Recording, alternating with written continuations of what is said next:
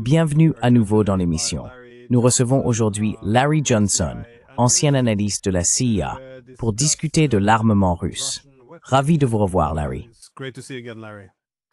Salut Glenn, merci pour l'invitation. Comme toujours, c'est un plaisir de discuter avec toi. Donc, d'après ce que je comprends, il est assez courant, ou c'est un schéma récurrent, que la CIA ait tendance à diffuser de la désinformation. Et ensuite, bien sûr, cette information circule dans le système et ils finissent par agir sur la base de cette même information. Le problème avec les campagnes de désinformation, c'est qu'on finit souvent par se tromper soi-même. Je ne sais pas si vous avez une expérience ou des connaissances dans ce domaine, mais plus précisément, en ce qui concerne notre discussion d'aujourd'hui, la guerre de l'information est un élément très important de la guerre par procuration en Ukraine, simplement pour maintenir le conflit. L'OTAN semble reposer sur deux récits essentiels. D'abord, que la Russie a les intentions les plus malveillantes, sans préoccupation légitime en matière de sécurité, et ensuite, qu'elle est faible et peut être arrêtée.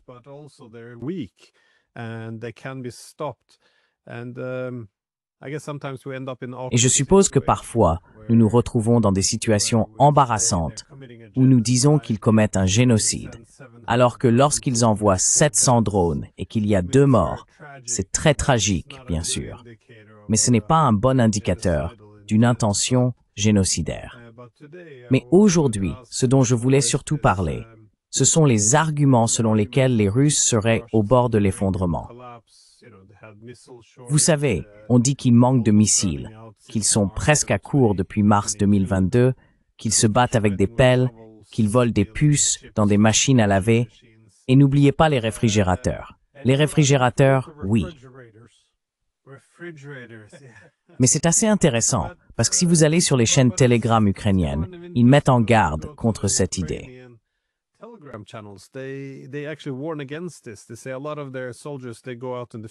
Ils disent que beaucoup de leurs soldats partent sur le terrain en s'attendant à affronter, tu sais, des vagues humaines russes arriérées et non entraînées. Mais une fois sur le champ de bataille, ils rapportent que les Russes sont mieux formés, mieux équipés, avec plus d'armes et de meilleures armes aussi. Donc oui, croire à notre propre propagande peut être assez néfaste.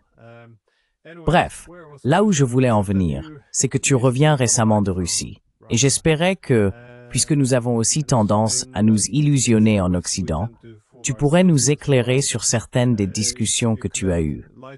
Tu as parlé à 2 généraux russes, n'est-ce pas? Qu'est-ce que nous savons réellement maintenant de leur armement? Ou du moins, qu'as-tu appris?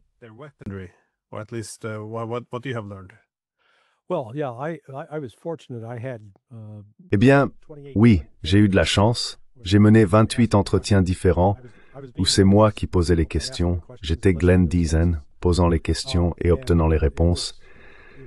Et c'était vraiment un échantillon très large. J'ai parlé, je crois, à au moins 4 membres de la Douma, à 2 hauts responsables de l'administration Poutine. En plus des 2 généraux, il y en avait 2 autres, un colonel et un soldat, un tireur d'élite célèbre. Il est en fait serbe, mais il combat dans le Donbass depuis 10 ans. Des analystes de renom, des journalistes. Donc oui, c'était un large éventail, et il n'y avait aucune restriction sur ce que je pouvais demander. Les sujets étaient totalement ouverts. L'un des généraux avec qui j'ai passé beaucoup de temps était le général Apti Aludinov, un lieutenant-général tchétchène.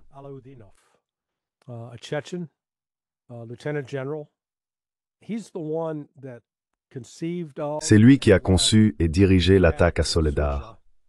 Souvenez-vous quand les Russes ont avancé à travers un gazoduc sur 13 kilomètres, ils l'ont fait en étant penchés, vous savez, sans se tenir bien droit. On ne peut pas marcher comme ça. Il faut se baisser et se déplacer accroupi. Je mets quiconque au défi d'essayer de marcher ne serait-ce qu'1 kilomètre de cette façon. Mais ils ont progressé dans ce gazoduc en transportant des armes et des munitions. Ce qui signifie qu'ils portaient une lourde charge et ils ont mené une attaque surprise très réussie contre les forces ukrainiennes, finissant par les détruire. Alors quand j'entends l'Occident parler de l'effondrement de la Russie et de la faiblesse de son armée, Je prends du recul et je me dis, d'accord, faisons un inventaire. Regardons les armes. Let's just do an inventory. Let's look at weapons. Let's start with artillery. Commençons par l'artillerie. Qui produit le plus d'obus d'artillerie? Les États-Unis et l'ensemble de l'OTAN réunis ou la Russie? Eh bien, la réponse, c'est la Russie. Qui est capable de produire le plus de canons d'artillerie? Les canons de ces pièces s'usent après un certain nombre de tirs, il faut donc les remplacer. Là encore, qui fabrique le plus de canons? La Russie. Et les missiles hypersoniques. Ce sont des missiles qui voyagent à Mach 6 ou plus et peuvent être dirigés, manœuvrés. La Russie dispose d'au moins 5 types différents de missiles hypersoniques. Combien en a l'Occident?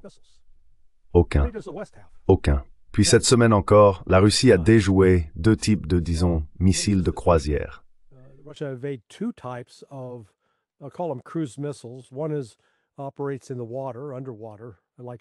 L'un fonctionne dans l'eau, sous l'eau, comme une torpille.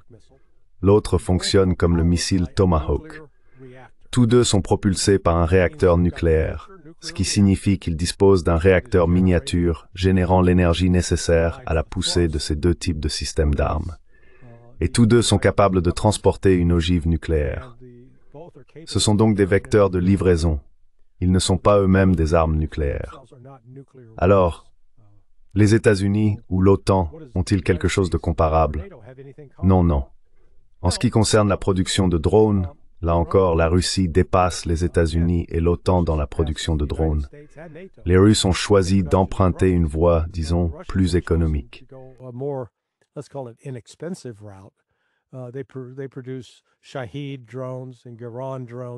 Ils produisent des drones Shahed et des drones Geran, qui, vous savez, coûtent, je pense, environ $10 000 pour certains, peut-être $50 000 pour d'autres. C'est un contraste frappant avec le drone MQ-9 Predator Reaper, $35 millions. Donc rien qu'en termes d'équipement, eh bien revenons-en. Les chars. La Russie produit en moyenne 600 chars neufs par an. Les États-Unis, eux, ne produisent pas de chars neufs. Ils remettent à neuf les modèles existants, les M1 Abrams. Et comme cela a été démontré sur le champ de bataille, le M1 Abrams est vraiment mal adapté aux opérations en Ukraine, contrairement aux chars russes. Alors, vous savez, trouvez-moi un domaine dans les systèmes d'armes militaires où l'Occident peut dire « Oh, nous sommes meilleurs que les Russes ».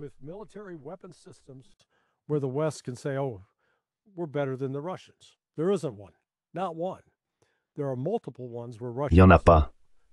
Pas un seul. Il y a plusieurs domaines dans lesquels la Russie peut affirmer être supérieure et bien en avance sur l'Occident. Donc, ce discours trompeur, où, vous savez, Trump ne cesse de dire « Oh, nous avons la meilleure armée du monde ». Vraiment. Nous n'avons même pas réussi à empêcher les Houthis de bloquer la mer Rouge. Nous avons essayé. Et pendant ces 7 semaines, c'est la continuation de l'opération Guardian de la prospérité. J'oublie.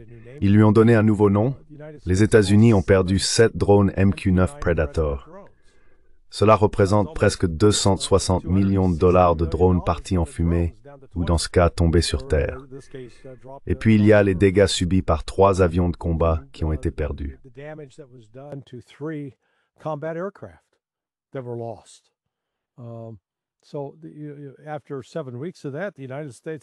Alors après 7 semaines de cela, les États-Unis ont dit « Très bien, nous avons gagné, nous déclarons la victoire, et nous sommes partis. » Donc si nous ne sommes pas capables de gérer les Houthis, comment diable allons-nous gérer les Russes si par hasard les États-Unis et la Russie en viennent à s'affronter?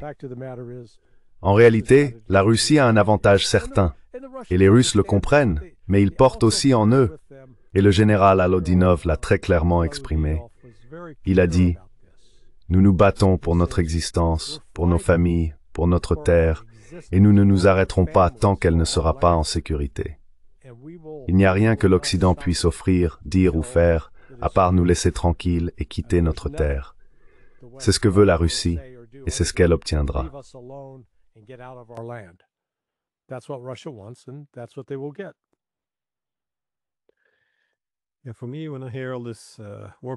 Pour moi, quand j'entends toute cette propagande de guerre sur leur prétendu manque d'équipement, Les vagues humaines, toutes ces choses faciles à démentir. Les gens oublient à quel point il est dangereux de sous-estimer leurs capacités et de surestimer les nôtres. On finit par adopter des hypothèses comme la domination de l'escalade, selon laquelle nous pourrions toujours augmenter la pression, en sachant qu'à un certain moment, les Russes devraient reculer, parce que nous possédons les armes les plus puissantes. Ou comme tu l'as dit, si nous entrons dans une guerre directe, la probabilité que nous la gagnions réellement.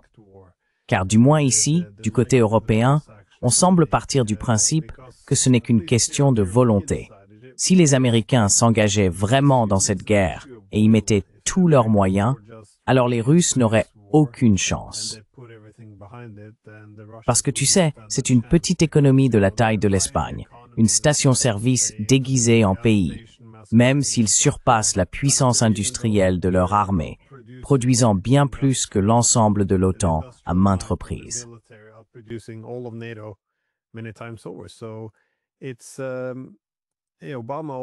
Obama a également fait remarquer un jour que les Russes le voudraient davantage, qu'ils seraient prêts à tout sacrifier, car c'est une question existentielle pour eux. Ce n'est pas à l'autre bout de la planète, et ils bénéficient d'un avantage logistique. C'est juste à côté. Donc, avec tout cela, l'idée que par simple patriotisme, nous devrions minimiser les capacités russes semble absurde. Cela ne ferait que nous nuire. Mais vous avez effectivement passé en revue beaucoup de ces armes, et la plus récente est ce nouveau missile à propulsion nucléaire, Burevestnik. Pourquoi? Enfin, tout d'abord, pourquoi est-il important qu'il soit à propulsion nucléaire? Et comment comprenez-vous l'avantage comparatif ou concurrentiel de ce missile?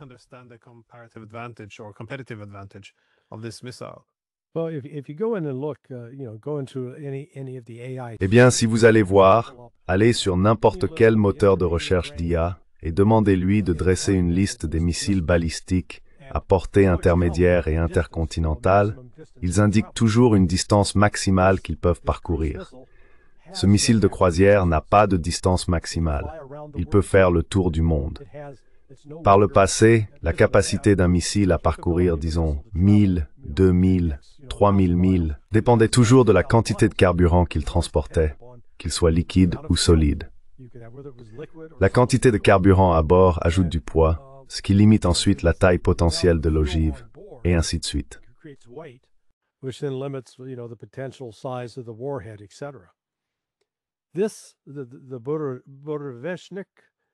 Le Burevestnik et le Poséidon ne sont plus limités par la quantité de carburant à bord. Ils disposent essentiellement d'une réserve de carburant illimitée grâce aux réacteurs nucléaires.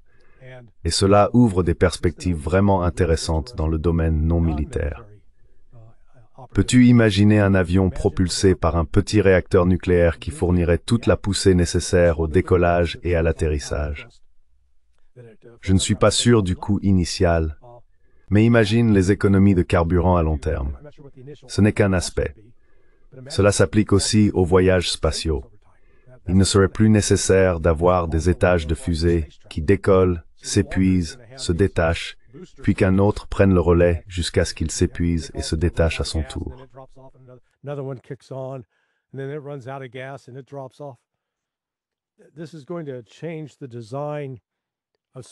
Cela va changer la conception des vaisseaux spatiaux qui pourront soudainement décoller et atterrir sans avoir besoin de tous ces propulseurs, car ils disposeront à bord de l'énergie provenant de leur propre réacteur nucléaire.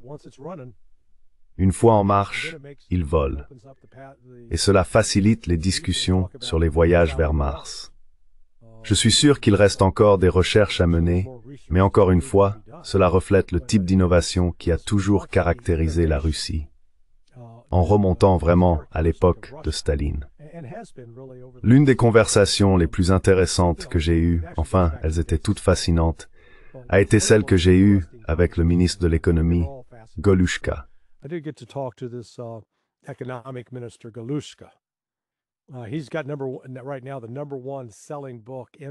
Il a en ce moment le livre le plus vendu en Russie sur l'histoire de l'économie russe. Il y revient et explique en détail ce qu'on pourrait appeler le bon côté de Staline, ce qui a été accompli en matière d'industrialisation de la Russie. Les anti-staliniens rétorquent « Oh, ils auraient fait cela de toute façon, avec ou sans Staline. » Eh bien, tout ce que nous savons, c'est que nous avons l'histoire.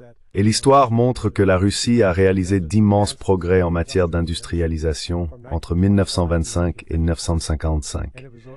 Cela a été symbolisé à la fin par Yuri Gagarin, premier homme dans l'espace, devançant les États-Unis dans cette course. Mais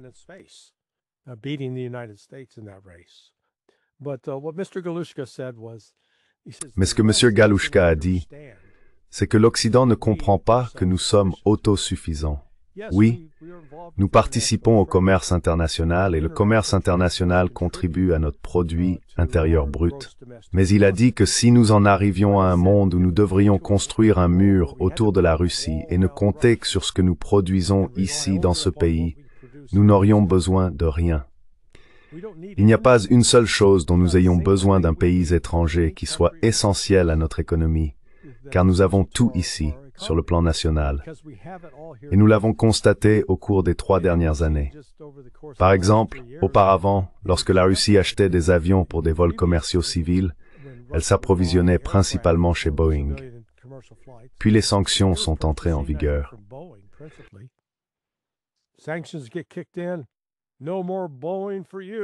Plus de Boeing pour vous. Alors la Russie dit, d'accord, nous allons construire les nôtres. Et au cours des 3 dernières années, ils ont maintenant conçu, produit et fait voler un avion de ligne commerciale. Et maintenant, ils vont commencer à les produire en série. Oups, mauvaise nouvelle pour Boeing et potentiellement pour Airbus. Car la Russie va désormais être capable d'en construire suffisamment pour peut-être même commencer à en vendre à des pays du Sud global qui auparavant achetaient chez Boeing ou Airbus. La Russie vient donc de démontrer que si vous essayez de l'exclure des marchés, elle peut vous contourner. Et c'était le point de Galushka. L'Occident pense pouvoir sanctionner la Russie d'une manière qui la forcera à changer. Mais il a dit qu'ils n'ont pas ce levier. Il n'existe pas.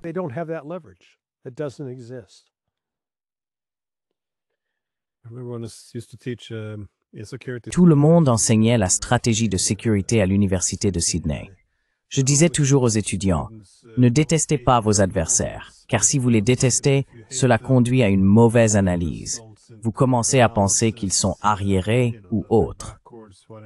Et avec une mauvaise analyse, vous obtenez de mauvaises politiques et vous perdez. Il faut donc toujours respecter ses adversaires. Mais je pense que c'est l'une des grandes malédictions d'aujourd'hui. Nous ne parvenons plus à reconnaître la moindre force chez nos adversaires. Il faut toujours les rabaisser, et nous nous retrouvons dans ces situations prévisiblement stupides, qui auraient dû, encore une fois, être prévisibles.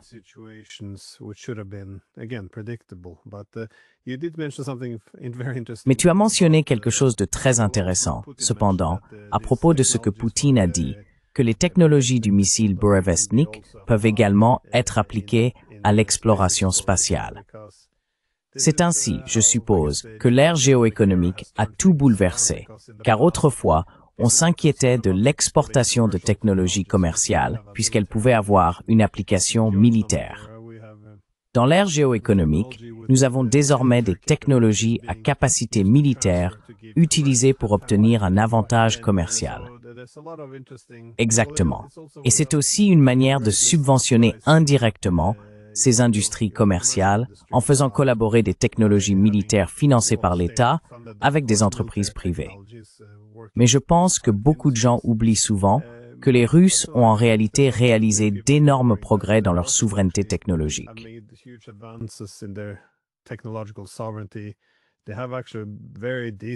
Ils disposent en réalité d'un écosystème numérique autonome tout à fait solide, avec leurs propres géants technologiques qui dominent en Russie au lieu de dépendre de l'étranger.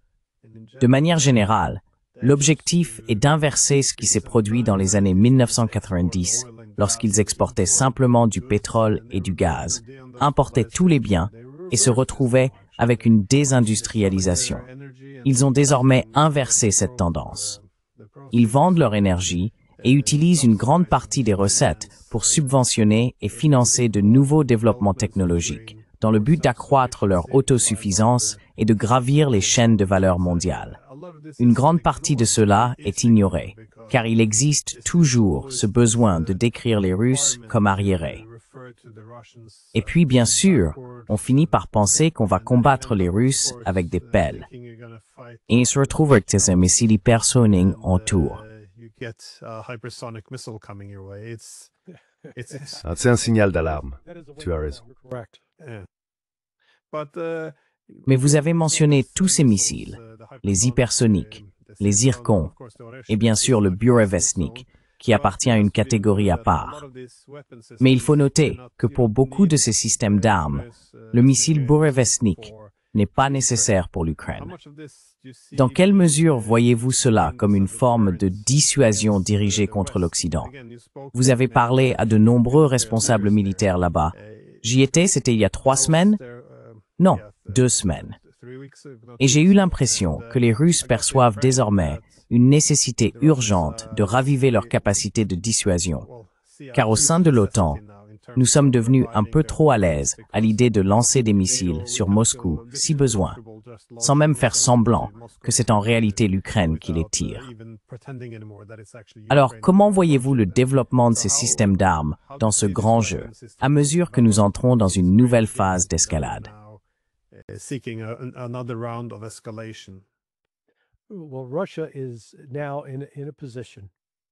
Eh bien, la Russie se trouve désormais dans une position où elle peut à la fois lancer une attaque que l'Occident ne peut pas arrêter et intercepter la plupart des frappes de représailles occidentales grâce à ses différents systèmes de défense aérienne. Les Pantsir, S-300, S-400, S-500 et S-550. Elle développe ses capacités assez rapidement. À ce sujet, permettez-moi de souligner qu'il y a eu une information erronée intéressante, en réalité de la propagande, qui a circulé mardi cette semaine. Un ami à moi, Steve Bryan, en a parlé. Je suis rentré de Moscou mardi, et avant de partir, les nouvelles de lundi et dimanche portaient toutes sur la visite de Poutine au quartier général militaire. Un long briefing avec le général Gerasimov. Toute la couverture médiatique en Russie était très optimiste, très positive. Comme Poutine visitait un quartier général militaire, il portait un uniforme. Ce n'était pas censé envoyer un nouveau message.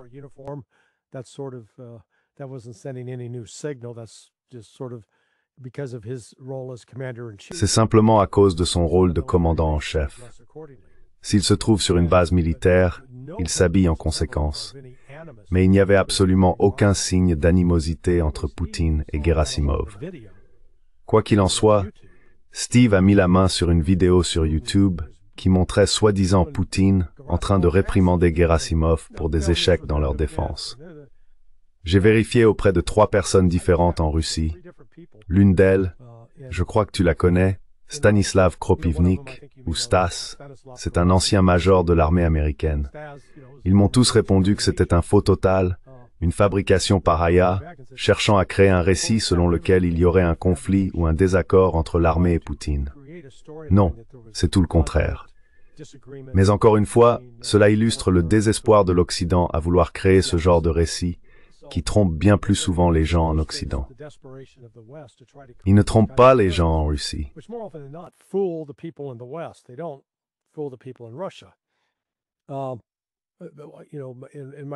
Lors de ma conversation avec le général Abdi Alodinov, il a été très clair.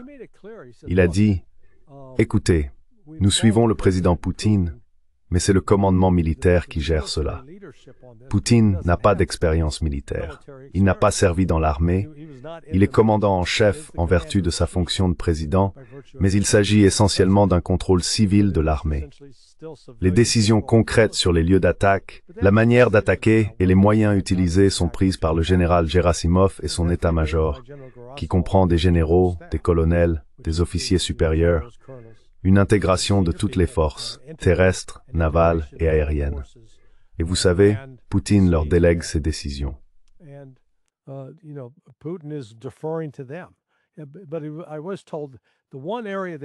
On m'a dit que le seul domaine dans lequel il avait formulé une demande particulière concernait la réduction au minimum des pertes russes. C'est l'une des raisons pour lesquelles nous observons l'avancée lente et méthodique de la Russie vers l'Ouest. Ils progressent, et cette année, ils ont en réalité avancé beaucoup plus rapidement, ayant affaibli et détruit des éléments clés des capacités de défense ukrainiennes. Leur autre objectif est de réduire au minimum les pertes civiles, car dans des endroits comme Pokrovsk, il reste encore de nombreux civils qui sont restés sur place. Ils ne veulent pas rester sous contrôle ukrainien. Ils attendent que les Russes viennent les libérer.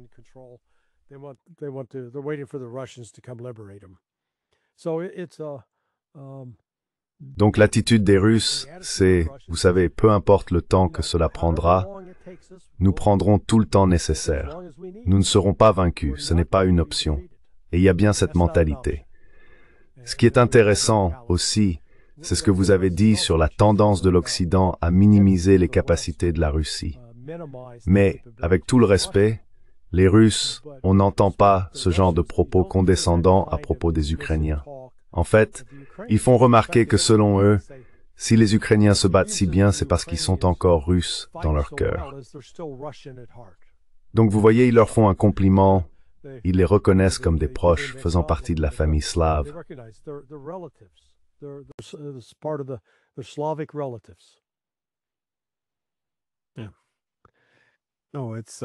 Oui. Eh bien, en ce qui concerne la propagande, c'est intéressant de constater que chaque fois qu'une mauvaise nouvelle arrive, quelque chose qui pourrait saper la confiance du public dans la guerre et sa volonté de la poursuivre, on sait qu'il va se passer quelque chose pour rétablir la situation. Donc maintenant qu'il y a une catastrophe, on en avait déjà parlé à propos de Pokrovsk et de Kupiansk qui étaient encerclés, eh bien, elles le sont maintenant.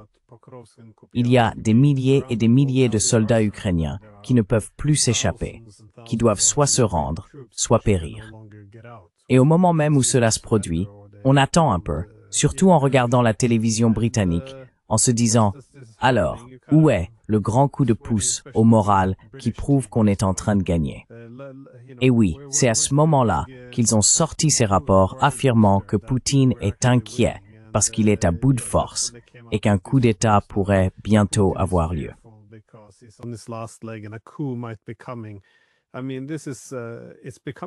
Je veux dire, ça devient assez prévisible. Mais encore une fois, tout se fait de se mentir à soi-même, toujours souligner ou inventer cette faiblesse massive du côté russe. C'est assez dangereux, car chaque jour qui passe rendra l'accord pire.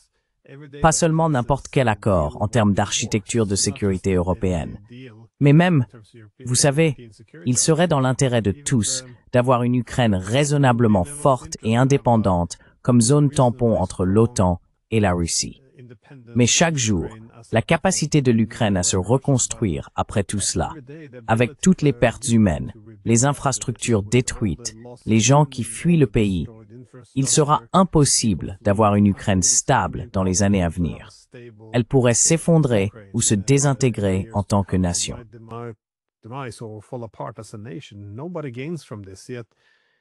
Personne n'y gagne. Et pourtant, cette histoire continue de se réfugier dans un monde imaginaire où la Russie serait au bord d'un coup d'État. J'ai parfois l'impression que les services de renseignement et les médias s'en accommodent, puis que cela revient en boucle, et qu'ils s'en emparent à nouveau comme si c'était une véritable histoire. Mais à ce stade, alors que l'Ukraine est en train de perdre, la panique s'installe. On le voit surtout ici, en Europe. Nous ne pouvons plus financer l'Ukraine. Nous sommes à court d'argent. Alors maintenant, on entend dire « volons simplement les avoirs russes » ou bien « l'Ukraine souffre énormément sur le champ de bataille, envoyons des troupes » ou encore « donnons-leur des missiles à longue portée pour frapper la Russie ». Tout cela, la saisie de navires russes, les attaques contre son infrastructure énergétique, pourrait déclencher une guerre directe. Comment évalues-tu la probabilité que nous provoquions réellement une guerre directe avec les Russes?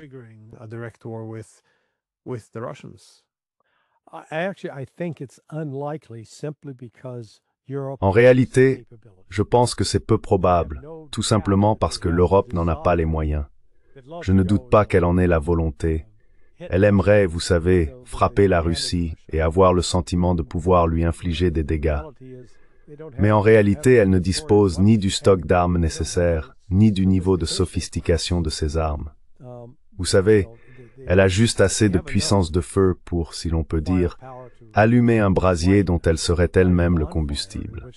Car la Russie, si elle est attaquée, et elle ne lancera pas de frappe préventive contre l'Europe, quelles que soient les circonstances, mais si elle est frappée, la Russie ripostera d'une manière qui causera d'immenses souffrances et douleurs à l'Europe, du moins sur le plan militaire. And suffering on the part of Europe, at least within the military realm. The one thing, it's sort of La seule chose, c'est que malgré la propagande occidentale, la Russie essaie d'éviter les pertes civiles, car elle reconnaît, d'après sa propre expérience de la guerre, que si l'on commence à tuer des civils, tout ce que l'on fait, c'est renforcer la colère de la population envers l'attaquant. Les gens ont tendance à se rallier au gouvernement en place, même s'ils le détestent. La Russie, du moins avec sagesse, comprend cela. En réalité, elle cherche plutôt à affaiblir le soutien au gouvernement existant, et pour cela, elle détruit sa capacité à fournir des services à la population. C'est l'une des raisons pour lesquelles on voit les Russes mener ces attaques contre les centrales thermiques, les barrages hydroélectriques, les centrales au charbon, et ainsi de suite à travers l'Ukraine.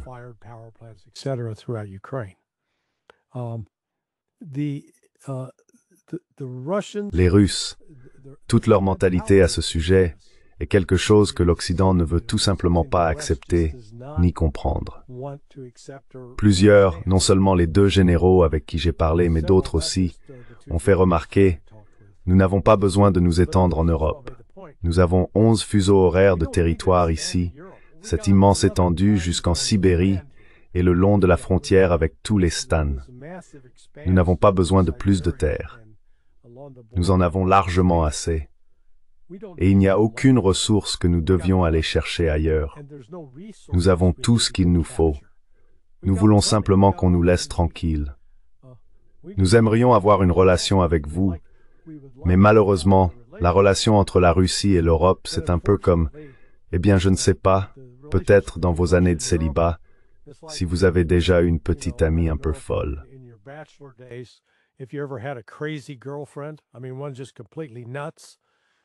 Je veux dire, l'une d'elles est complètement folle. Et peu importe ce que vous essayez de faire pour vous entendre avec elle, ou pour, vous savez, l'apaiser, ou lui offrir des cadeaux, elle était toujours en colère, toujours menaçante. C'est la relation entre la Russie et l'Europe. L'Europe est la petite amie folle.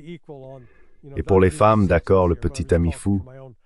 Soyons équitables ici sans faire de sexisme, mais je parle simplement de mon propre point de vue, de mon propre cadre de référence. Il n'y a donc vraiment aucune base pour une relation fondée sur le respect mutuel.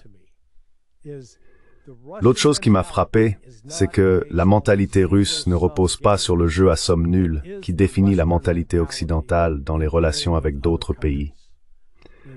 Au contraire, la mentalité russe consiste à construire un jeu à somme positive où tout le monde peut gagner, tout le monde peut participer, tout le monde peut en bénéficier.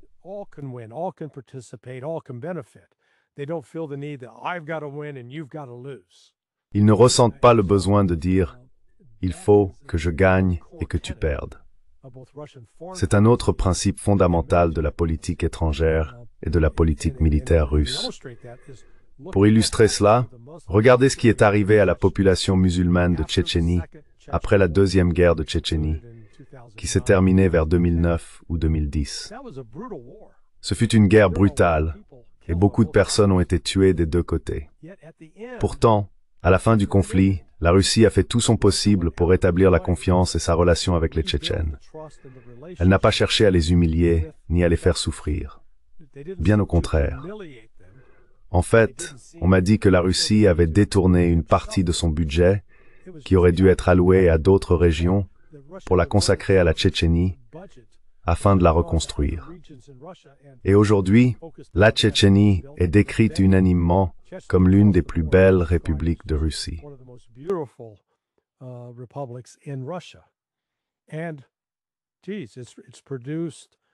Et, bon sang, cela a produit le général Kadyrov et le général Alodinov. Vous avez donc ces grands commandants militaires musulmans qui ont joué des rôles essentiels dans des batailles cruciales. Kadyrov lors de la bataille de Mariupol en mai 2022 et le général Avdi Alodinov lors de la bataille de Kursk qui s'est achevée en mars de cette année. C'est donc cet état d'esprit, cette différence dans la manière dont les Russes abordent l'adversaire. Ils ne ressentent pas le besoin d'humilier ou d'écraser l'adversaire. Ils essaient en réalité de trouver un moyen de le renforcer. Cela me donne aussi un certain optimisme quant au fait que, lorsque tout cela prendra fin, et cela se terminera militairement, non par la négociation, si la Russie a pu guérir ses blessures avec les Tchétchènes, elle pourra guérir ses blessures avec les Ukrainiens.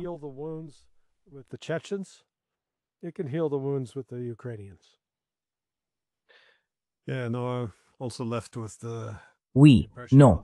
J'ai aussi l'impression maintenant que les possibilités diplomatiques sont terminées. Je pense que le dernier clou dans le cercueil a été enfoncé lorsque Trump est revenu et a suggéré « Eh bien, revenons à l'idée de cesser le feu ». C'est à ce moment-là qu'il est devenu évident que la diplomatie était tout simplement inutile. Bien sûr, s'il y a maintenant des changements significatifs sur le champ de bataille, des villes commençant à tomber les unes après les autres, cela pourrait s'intensifier très rapidement après l'effondrement de Pokrovsk et de Kupiansk ou leur chute aux mains des Russes.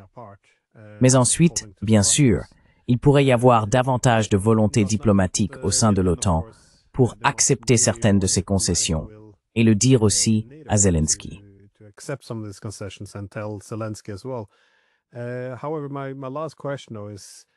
Cependant, ma dernière question concerne les récentes décisions des États-Unis. Je vois des rapports indiquant que les États-Unis réduisent leur présence en Europe de l'Est, en Roumanie, dans les États baltes, en Pologne. Ils ne se retirent pas complètement, mais diminuent leur présence conformément à l'idée de se détourner de l'Europe. Cela semble être un signal très clair que le processus de transfert de la guerre aux Européens signifie qu'ils devront la terminer eux-mêmes. Ils peuvent la laisser traîner pendant quelques années s'ils en ont les moyens, mais l'Amérique se retire, ou du moins réduit son implication. Le voyez-vous aussi ainsi? Et selon vous, quelle en sera l'importance?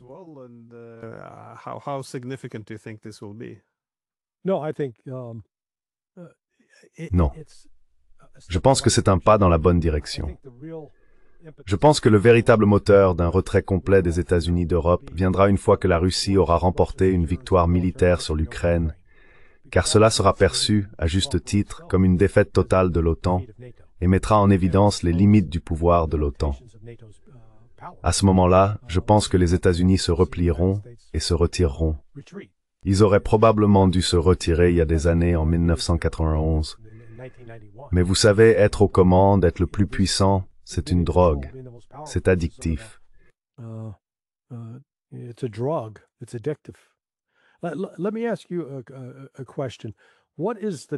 Laissez-moi vous poser une question. Quelle est la distance du nord au sud de la Norvège? Quelle est la plus longue étendue, du point le plus au sud de la Norvège jusqu'au point le plus au nord? 1300 kilomètres? Je ne saurais pas le dire. Je devrais le savoir. Bon, la raison pour laquelle je pose la question, c'est que j'essaye de trouver une distance que les gens peuvent comprendre ou à laquelle ils peuvent se rapporter. Donc, par exemple, aux États-Unis, la distance entre New York et Miami est, je crois, d'environ 1100 miles, disons 1400 kilomètres. Cette distance représente l'ensemble de la ligne de contact en Ukraine.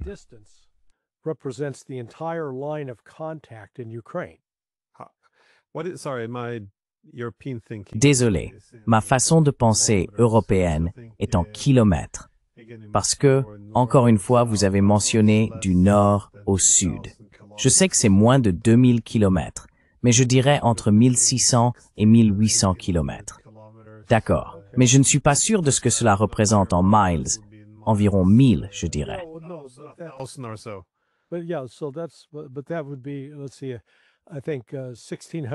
Mais cela ferait donc, voyons voir, je pense que 1600 kilomètres correspondent à environ 1000 miles.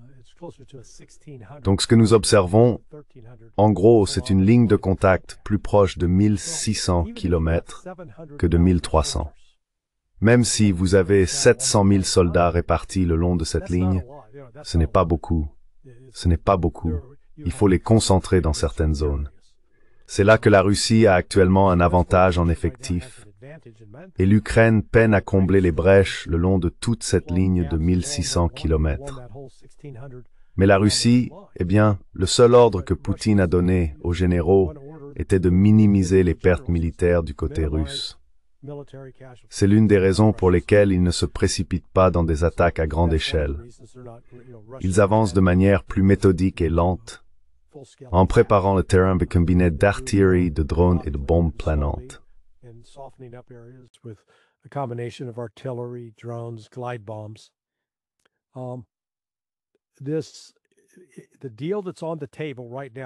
L'accord actuellement sur la table, celui dont Poutine a exposé les conditions le 14 juin 2024, consiste essentiellement à ce que l'Ukraine et l'Occident reconnaissent que les 5 anciens oblasts d'Ukraine, la Crimée, Kherson, Zaporizhia, Donetsk et Luhansk, font désormais partie intégrante de la Russie.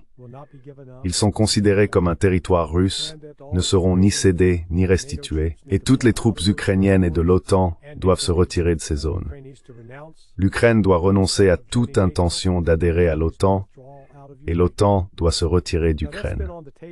Cet accord est sur la table depuis plus de 16 mois, et Poutine, Gerasimov et Lavrov ont tous clairement indiqué que si l'Occident ne l'acceptait pas, la Russie prendrait davantage de territoire.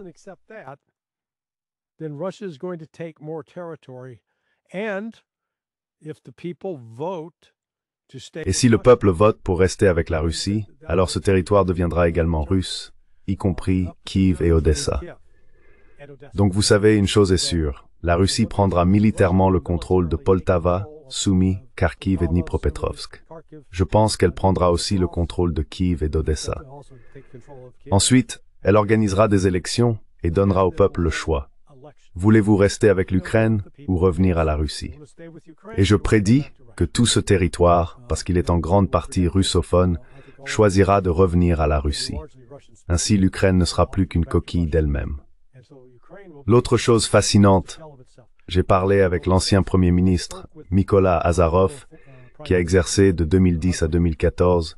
Il m'a dit, « Vous savez, quand j'ai pris mes fonctions de Premier ministre en 2010, nous avions 57 millions d'Ukrainiens vivant en Ukraine. »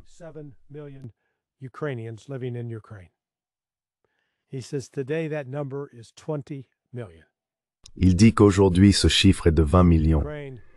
Il a déclaré que l'Ukraine a subi une perte terrible et que la plupart de ces personnes sont parties à l'étranger. En fait, j'ai dit au Premier ministre, « Eh bien, j'ai quelques preuves anecdotiques pour vous. Mon dentiste aux États-Unis vient d'Ukraine. Et quand j'ai eu un réfrigérateur en panne, le type qui est venu le réparer, ukrainien. Donc vous savez, ils se sont installés en Floride, et je suis sûr qu'ils sont présents tout le long de la côte est des États-Unis, peut-être sur la côte ouest et en Europe. Mais 37 millions de personnes, ou disons 35 millions, qui sont partis et ne reviendront pas, vous savez, c'est très difficile pour un pays de se remettre de cela. Eh bien, fantastique.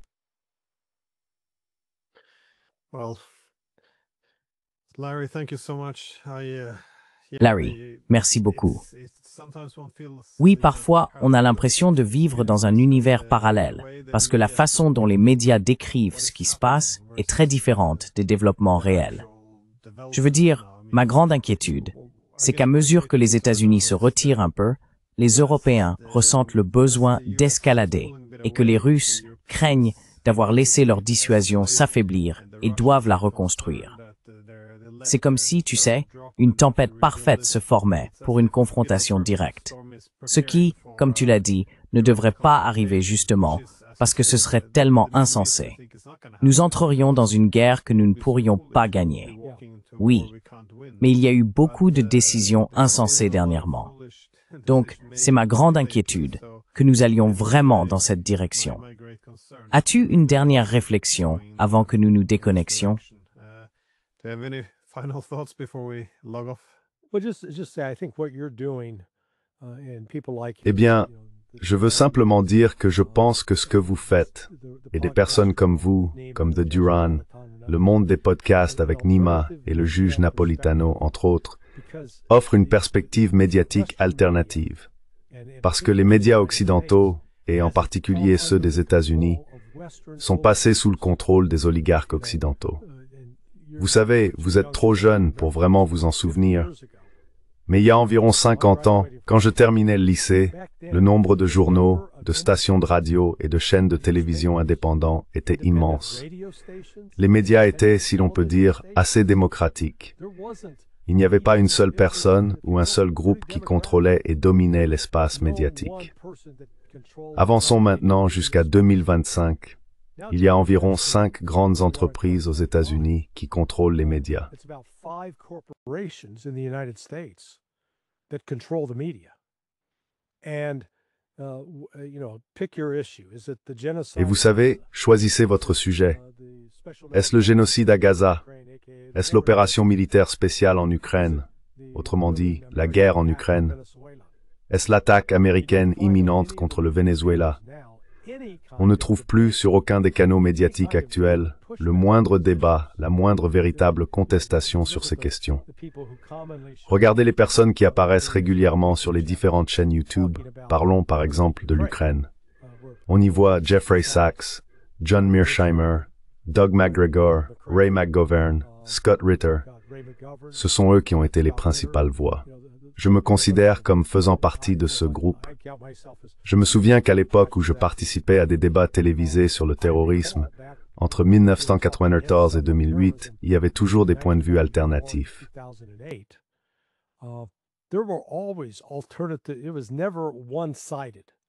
Ce n'a jamais été à sens unique. Il y avait en réalité 2 camps, et on pouvait débattre, on pouvait librement débattre de la question sans que cela ne dégénère en dispute. Ce n'est plus le cas aujourd'hui. Vous savez, Doug McGregor, de temps en temps, avant que Tucker Carlson ne soit renvoyé, apparaissait dans son émission pour parler de la guerre en Ukraine. Mais maintenant, il n'y a plus d'autre voix. Et il n'y a certainement aucune voix dans les médias ici qui s'exprime à propos de cette prochaine action militaire américaine contre le Venezuela. Un mensonge complet, fondé sur un mensonge. Donc, ce que vous faites est important, car vous proposez une alternative échappant au contrôle de ces médias oligarchiques. Et je tiens simplement à vous féliciter pour cela.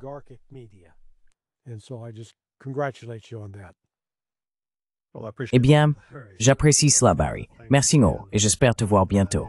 See you soon.